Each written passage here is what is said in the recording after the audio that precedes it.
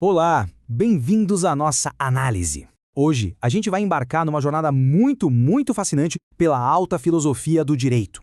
Nós vamos destrinchar as ideias revolucionárias de Ronald Dworkin, que é, sem dúvida, um dos pensadores jurídicos mais influentes da nossa era.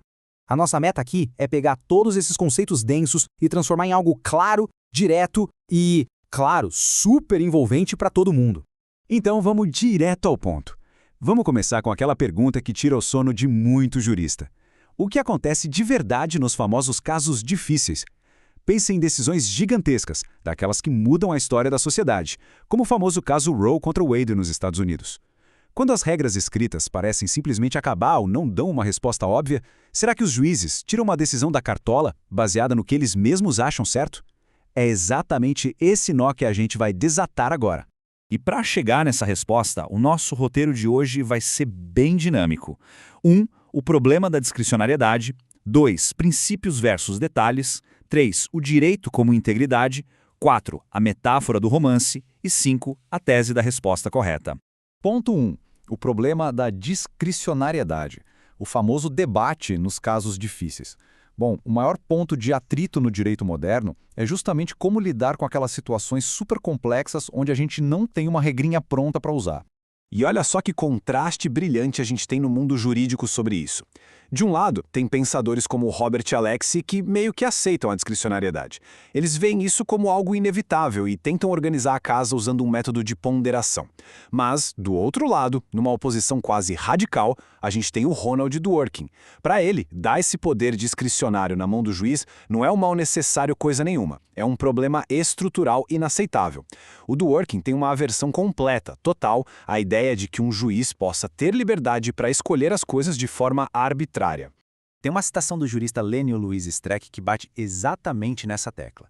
Ele diz que a ponderação tenta esconder, sob um véu de racionalidade, um mero subjetivismo. A rejeição do Dworkin é justamente por causa disso, né? Essas práticas acabam abrindo as portas para um subjetivismo muito perigoso. É como pegar a opinião pessoal de um juiz e disfarçar de decisão super-racional. A justiça não pode de jeito nenhum ficar à mercê do pragmatismo ou da preferência de quem está com a caneta na mão. Seção 2. Princípios versus detalhes. E qual é a verdadeira natureza da nossa Constituição?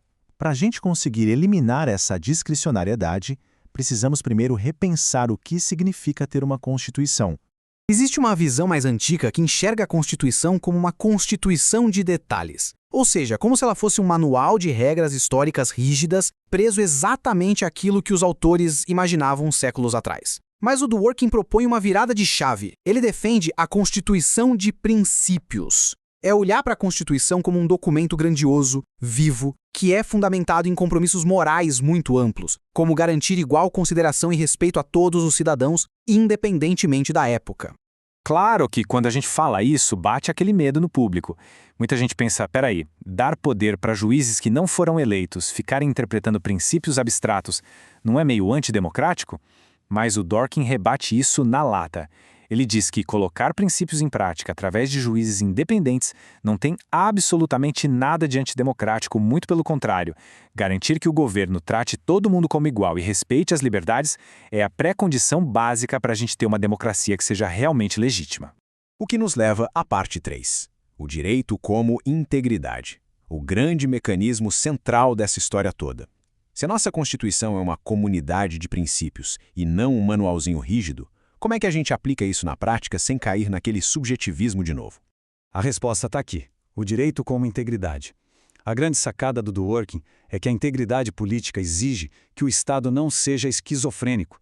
O Estado precisa falar sempre com uma única voz moral, de um jeito perfeitamente coerente. A comunidade deve agir seguindo o mesmo conjunto de princípios de justiça e equidade para todo mundo, sem fazer distinções arbitrárias de um caso para o outro. E como isso funciona na engrenagem do Estado? A integridade se divide em duas partes vitais. A primeira é a integridade legislativa, que é um recado direto para quem cria as leis.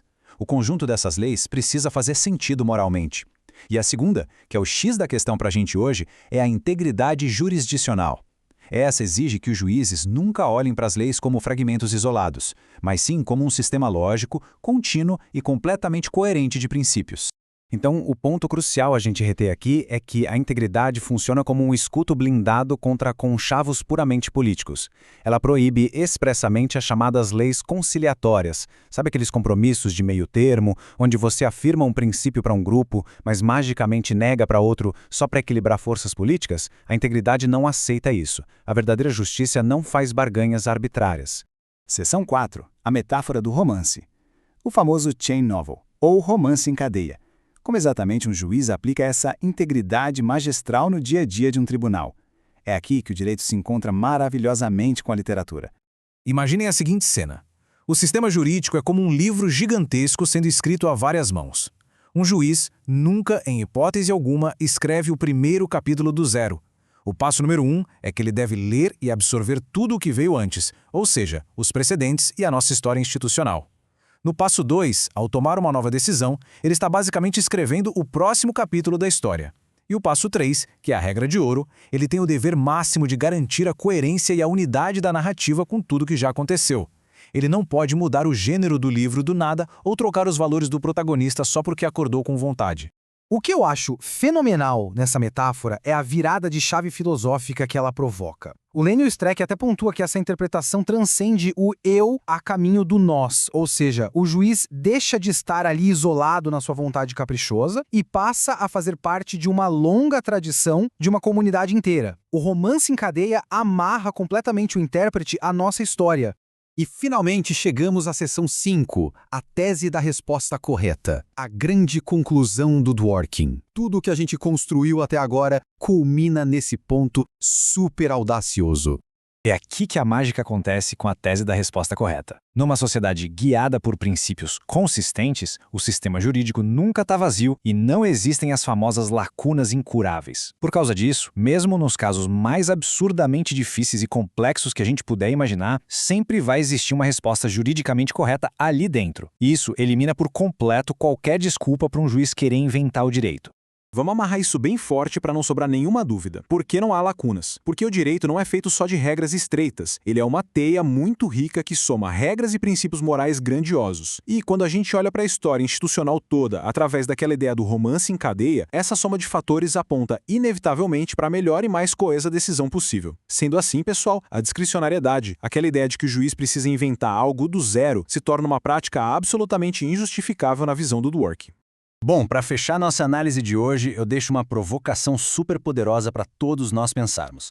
Quais seriam as implicações práticas reais se a gente implementasse plenamente um sistema de justiça sem nenhuma decisão arbitrária? Imaginem como a confiança da sociedade iria mudar se a gente tivesse a certeza absoluta de que nenhuma sentença é fruto do acaso ou da vontade de uma única pessoa, mas sim o próximo passo perfeitamente lógico de um romance baseado em princípios fundamentais. É uma reflexão que com certeza transforma o jeito que a gente enxerga o império do direito.